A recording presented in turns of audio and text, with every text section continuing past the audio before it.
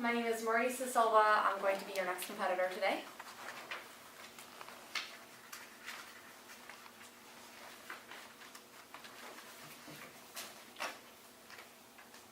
Alright, looks like everyone's ready. Nowadays, in order to communicate with someone, there's a lot of different ways to do so. You can send them an email, send them a text, call them on the phone, use Facebook Messenger, Instagram Messenger, Snapchat, any of the other hundreds of social media platforms we have today.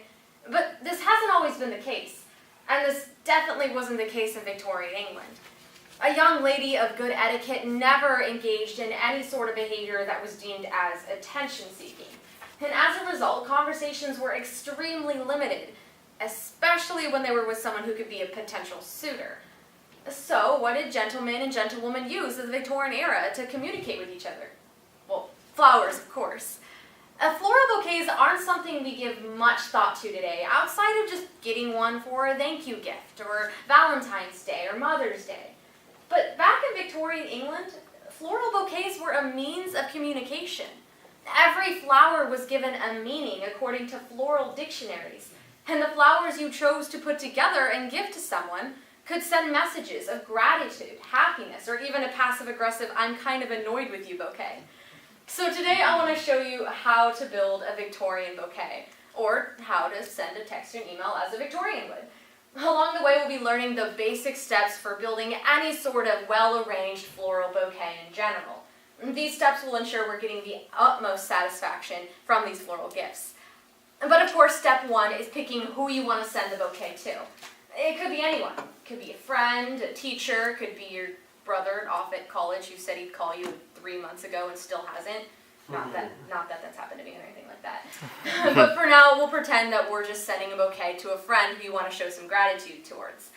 Step two is research. Everyone's favorite part. But just a hint, if you happen to be a debate parent, just get your kids to do this part because they're really good at it. You can probably find a floral dictionary online, or you can go ahead and order some. Wonders of Amazon Prime. More things they didn't have in Victorian England. We're going to be using Greenaway's Floral Dictionary today, which is one of the more commonly accepted floral dictionaries. Usually when a flower was given a meaning, they had a purpose behind it. Sometimes it had mythological roots. For instance, the Narcissus means egotism because of a Greek myth of a hunter named Narcissus who caught a glimpse of himself in the river one day and then fell madly in love. Sometimes a flower was given a meaning because of physical characteristics. The walnut looks a little bit like a brain when you take it out of its shell, so the walnut branch means intellect. Once you've gathered the flowers that you want to use in your bouquet, you can start to actually prepare them. Take a tape measure and measure the vase you're going to be using. Every flower you want to be about 1.5 to 2 times the length of the vase. Then take each flower and do one snip up the stem to make a sort of split. Then put it in a tub of just warm water. This is going to make sure that the actual blooms of the flower itself open up so it looks at its best quality. The next step is the actual fun part, the arranging. Every floral bouquet, whether or not this is Victorian or just nowadays, consists of about 4 basic components. The base, the filler, the focal points, and then the details. For the base, you want something very simple. Generally, people go to something a little bit shrubby or something leafy. You don't want something that's going to attract too much attention. So for this bouquet, we're going to be using ferns, which means shelter or confidence. Things you would love to find in a very good friendship. In Victorian England, these bouquets were a lot smaller. The base would consist of just a couple of large leaves. They were called tussie-mussies and then worn as lapel pins for women. Women could actually arrange them on a daily basis depending on what sort of mood they were in. The next part of it is the filler. This again is something you want to not be attracting too much attention from the actual focal point, but still in a more complementary color. For this bouquet, we're going to use 2 different plants. The first being Alstroemeria. Alstroemeria means basically, simply, friendship. The Alstroemeria has leaves that kind of grow upside down, twisting around the stem itself, much like the twists and turns of a friendship. Alstroemerias are loved well by florists because of their sturdy, basically ability to withstand anything. Another word that you could use to describe a good quality friendship. The next part we're going to put in the filler is the allium. A fun fact about the allium family is this plant family includes things such as shallots, leeks, or onions. So the next time you are cutting an onion and, crying your eyes out, you can at least remember that it's wishing you good fortune, because that's what the allium means, good fortune. Once you've done this, you can actually pick out the main focal point.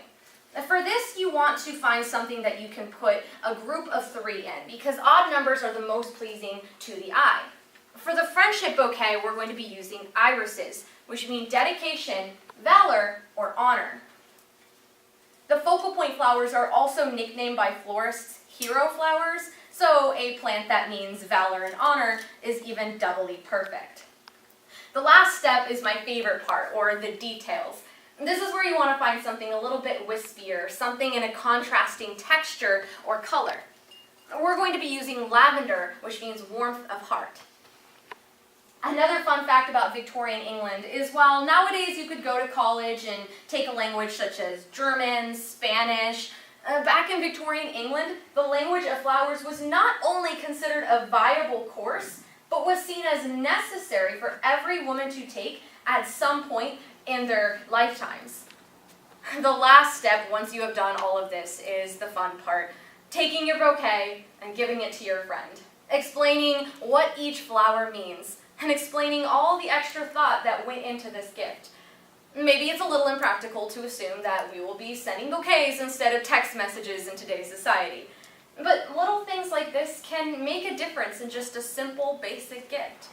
And we can make sure that mothers of today and the future are getting the absolute best flowers for Mother's Day. And perhaps a sunflower for adoration, or maybe a cherry blossom for parental appreciation. Lastly, I have one more flower, and that is for you, the judges. And that is the dahlia. It means gratitude. Thank you.